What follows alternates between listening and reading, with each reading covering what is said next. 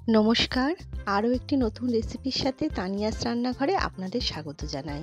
আজকে আমি একটা নতুন রেসিপি আপনাদের সঙ্গে শেয়ার করতে চলেছি, তাহলে চলুন রেসিপিটা দেখা যাক। আলু আমি সেদ্ধ করে নিয়েছি, এবার আলুটা হাত দিয়ে আমি ম্যাশ করে নিচ্ছি। এবার এর মধ্যে কাঁচা লঙ্কা কুচি দিলাম, স্বাদ অনুসারে নুন দিচ্ছি, চিলি ফ্লেক্স দিলাম 1 চামচ জোয়ান দিলাম, আর দিলাম চাট মশলা, আর ধনেপাতা কুচি দিচ্ছি। দিয়ে এবার হাত দিয়ে সমস্ত কিছু খুব ভালো করে মেখে নেব।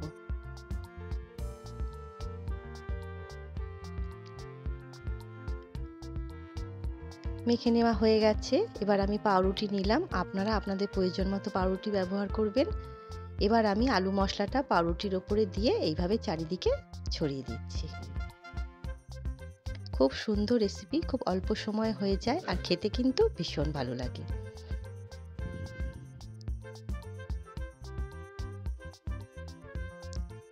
এবার একটা পিৎজা কাটারের সাহায্যে এইভাবে আমি কেটে নিচ্ছি। আপনারা ছুরি দিয়েও কেটে নিতে পারেন।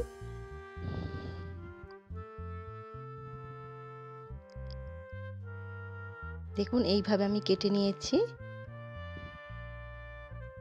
এবার আমি 2 চামচ ময়দা নিলাম, আর 2 চামচ কর্নফ্লাওয়ার। এবার খুব ভালো করে মিশিয়ে নিয়ে জল দিয়ে গুলে নেব।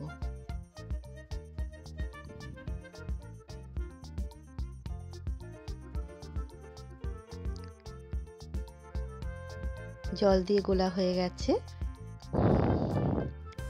কর্নফ্লেক্স নিচ্ছি। এবার হাত দিয়ে কর্নফ্লেক্সটা ভালো করে ম্যাশ করে নেব। এবার 1 পিস করে পাউরুটিটা নিয়ে ব্যাটারের মধ্যে দিলাম।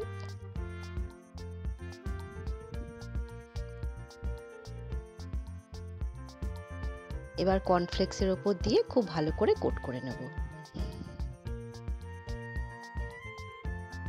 একটু চেপে চেপে করতে হবে, যাতে তেলে পড়লে খুলে না যায়। খুব ভালো করে কোট করে নিয়েছি। এইভাবে আমি প্রত্যেক কটা করে নিয়েছি। গ্যাস ওভেন অন করে একটা ফ্রাই প্যান বসিয়ে তেল গরম করে নিয়েছি। এবার তাতে আমি দিয়ে দিচ্ছি ভাজার জন্যে। ভিডিওটা দেখে যদি আপনাদের ভালো লাগে তাহলে অবশ্যই লাইক, কমেন্ট, শেয়ার আর সাবস্ক্রাইব করবেন। যে সকল বন্ধুরা ফেসবুক থেকে দেখছেন তারা একটা লাইক দিয়ে অবশ্যই পেজটিকে ফলো করবেন। এবার উল্টে পাল্টে লাল লাল করে ভেজে তুলে নেব।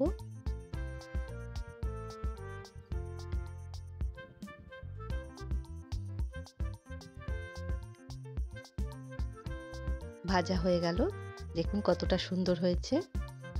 খুব সুন্দর খেতে হয়। আপনারা বাড়িতে একবার হলেও ট্রাই করবেন, আশা করছি আপনাদের নিশ্চয়ই ভালো লাগবে। আমি টমেটো সসের সঙ্গে পরিবেশন করেছিলাম, খেতে কিন্তু দুর্দান্ত হয়েছিল।